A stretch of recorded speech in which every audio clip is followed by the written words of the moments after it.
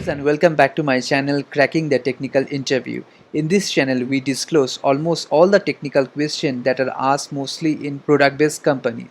My name is Anindo, working as technical recruiter, and I am here to help you so that everyone can land their job in their dream company. So let's start the journey. Hello guys, and welcome to another video tutorial series on linked list. And today we're gonna discuss on another important question on linked list, that is detecting a loop in a linked list.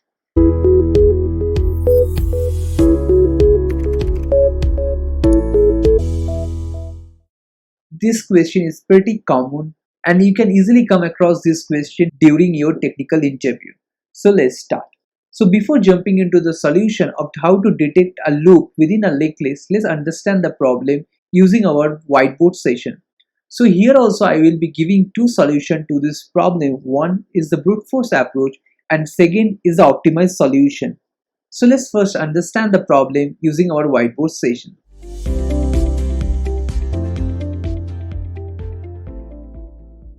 So here you can see we have a linked list of nodes like 1, 2, 3 and 4. So within this linked list, the last node, that is the node 4, is not connected to a null object which determines the end of the linked list. So this node 4 is practically not the end of the linked list.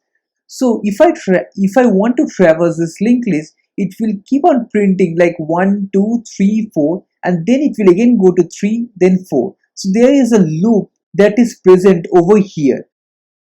So this is basically an infinite loop where if you just do a printing of this linked list, it will keep on printing 1, 2, 3, 4, again 3, 4 in this way. And this will keep going for an undefined period. So there exists a loop within our linked list. So our problem statement tells that we need to identify whether there is a loop within the linked list or not in a finite time. So let's understand the first solution using our brute force approach. So solution to this problem using a brute force approach is practically quite easy and very easy to understand. So here you can see we can easily solve this problem if we keep a track of all the address that we have encountered or all the node that we have encountered during the iteration process. And if there is any duplicate of the node or the address, then we can easily determine that there is a loop within the linked list. So for example, right now let's take some data structure that keeps a track of the address that or the node that we have encountered. So let's start a pointer from the head, that is the first node of the linked list. So as we already know over here that each node is associated with an address to it.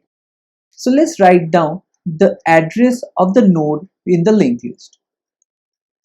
So let's assume these are the address for these respective nodes. So let's assume we have a pointer that pointing to the first node of our linked list. Now as we move forward, we will keep the track of whatever the address we are pointing to. So for example, for the first time, we are in the address location 100. So in some database or in some storage location, we will keep the track of all the address that we have encountered. So for the first time it's 100. We will again move forward. Next time is 101. Next time again is 103. So only thing what we have to do before insertion, we just need to check whether the address of that node, that is 103 or whatever, exists on this container or not. So in this case, we have the address already present, means we have already encountered this node previously while traversing. Hence, we identify that there is a loop within this linked list.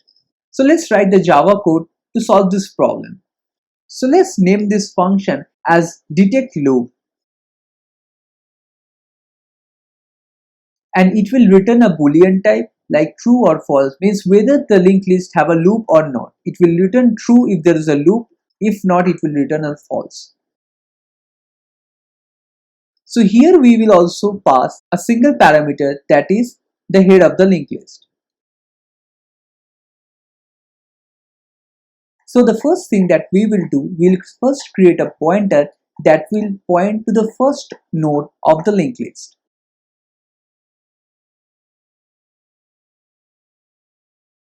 Next, what we'll do, we need to create a container where we will store all the address that we have encountered during the iteration. So for that, we will use one more data structure, that is hash set. So let's create an empty hash set over here, which will contain elements of type linked node.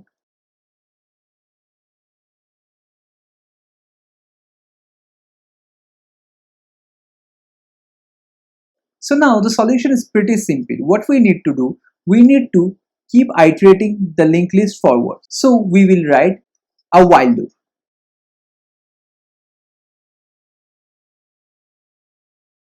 So until the pointer reaches the null, means the end of the linked list, which does not exist over here, which we don't know at the first, we will have to move forward. But before that, what we'll do, we will see whether the address over here, that is the first node, for the first time, this 100 already exists in the hash set or not. So what we'll do,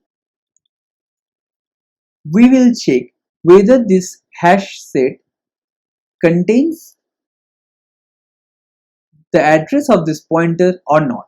So before insertion, it will first check whether this data structure hash set contains this address or not. So if it contains, what does it mean? It is like we have already encountered this node previously. So over here, we will return true. Means there is a loop that exists over here. Otherwise, we will add that node over here. And then we will forward the pointer. And at the end, we will return false, means the linked list does not contain a loop. So this is pretty much the solution to this problem. If you understand, this is quite simple. What we are doing over here is that, so we are setting a pointer ptr at the starting point of the linked list, and we are moving the pointer forward till we encountered a null. And while we are traversing, we just checking that whether this data structure hash set contains that element or not. If not, we are adding that node in the hash set. And if that node already exists on the hash set, we are just returning true and breaking the while loop. Means the loop is detected over here, so we don't need to move forward again. So if I just do a dry run of it, so what it will do, for example, we have a hash set over here. So for the first time, it will check what is the address of this. So for the first time, it is 100. It will try to check whether 100 is present over here or not. So it's not here. It will just add 100 over here, and it will move forward. Again, it will check the next address, 101. So it will check whether 101 is present over here or not. So it's not there. Add 101 over here and will move forward. So over here, it will again add 103. And over here it will again add 105. So after this, it will move to this node, that is 103. So it will check whether 103 exists over here or not. So here you can see it's already exists, thus it will return a true that this linked list contains a loop. Thus we detect a loop in the linked list. So if you see this solution, this is quite easy to implement, but this is not the optimized one, because to identify a loop over here, we are using another data structure called as hash set. So let's imagine we have a linked list of millions of data. Then we need to store millions of address over here. So there will be a space complexity of order of n, which is not recommended. So we need to here identify a solution where we do not use any additional space so that we can give an optimized solution. So let's move to the next solution that will be an optimized solution and the best solution to solve this problem. So let's look into the next solution.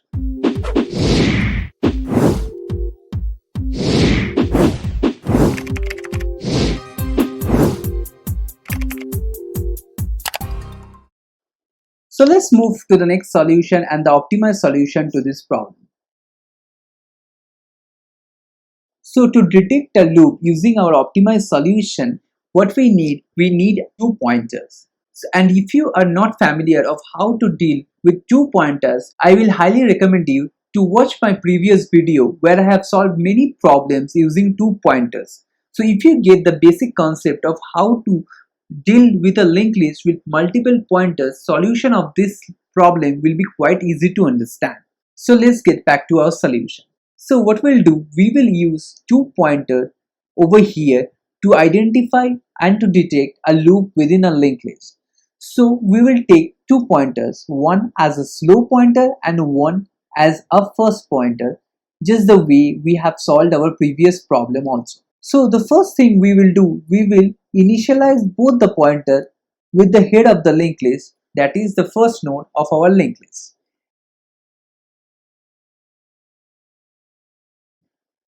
Now what we'll do, we will move the first pointer in the forward direction in twice the speed of the slow pointer.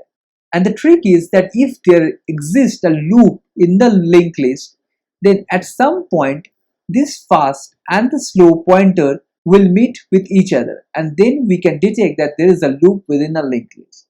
So let's do a dry run to understand the problem. So what we'll do, for the first time, we will set the pointer, slow pointer and the first pointer to the first element of the linked list. And we will move the first pointer in the twice speed of the slower pointer. That is, for the first time, it will move twice and the slow pointer will take one step. In the second iteration, the first pointer will move two steps, means from 3 it will move to 4, that is one step, and again it move back to 3, that is two steps. So one step to move over here and one step to move over here. So practically it remains on the same place where it was, and the slow pointer will move one step forward, that is over here. And now we can see both the slow pointer as well as fast pointer meet at this location. Hence, we detect a loop within the linked list. Quite easy, right? So let's write the Java program for this solution so that it will be much more clear.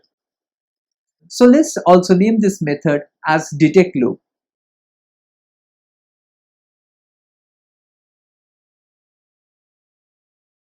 Here also we will pass a single parameter, that is the head of the linked list.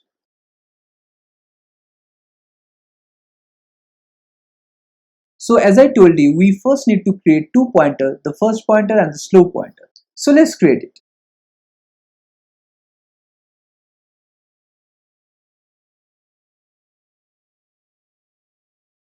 So here you can see I have created two pointers and both are pointing to the head of the linked list. Now we will move the first pointer forward. So here we will write the while loop. So what we'll check? We will check over three conditions. One, whether the first pointer reaches the null or not, that is, and then we will check, and one more check we have to do, that is whether the slow pointer reaches the end or not. So in the home, just do a dry run of this program so that you will have a pretty good understanding that why we need this three condition over here. So there is three condition that we have to check over here. Now let's go back to the program. So until and unless the pointer reaches the end of the linked list, we will move the first pointer in 2x speed. That is, it is moving in twice speed, and the slow pointer will move in its normal speed. Now we will check that if any point the first pointer matches with the slow pointer, means it detects a loop. There we will break the loop and will return. If not, we will keep moving this iteration forward, and at the end we will return false, means this condition is checked successfully and there is no loop found in this linked list. So the idea of this program is quite simple and easy. So if you do not understand this concept of fast pointer and slow pointer, I again repeat that go back to my previous video to understand this approach. So let's do a dry run of this. For the first time, the slow and the first pointer is on the first position. Then the first pointer is moving 2 steps forward, means 1, then 2, means over here. And the slow pointer is moving 1 step forward, that is the slow pointer is over here. And it's checking whether the slow pointer is equal to first. So right now it is not. Over here you can see the slow pointer is over here and first pointer is over here. So it is not satisfying. So it's again coming back over here, again checking that whether this 3 condition meets or not. So here you can see it's not meeting the condition, means it's not null. So it's entering the loop, again back to the loop. Then again it's moving forward the first pointer 2 step. That means it is moving forward 2 step, 1, 2, means it is still over here. And the slow pointer is moving 1 step forward, and thus the slow pointer is over here. Now it's checking that whether the first pointer is equal to slow or not. Here the condition holds true and is satisfied, and thus we are returning true, and thus we have detected a loop successfully in the linked list in the most optimized way without using any space in our program. That is, the space complexity over here is order of 1, where we have used the brute force approach. There it was order of n. So this is an optimized solution. So I hope both the approach to solve this problem is clear to you. If not, please let me know in the comment section below. And if you have any other idea of solving this problem, please also do let me know in the comment section below. So let's move to the next problem to our linked list. See you in the next video.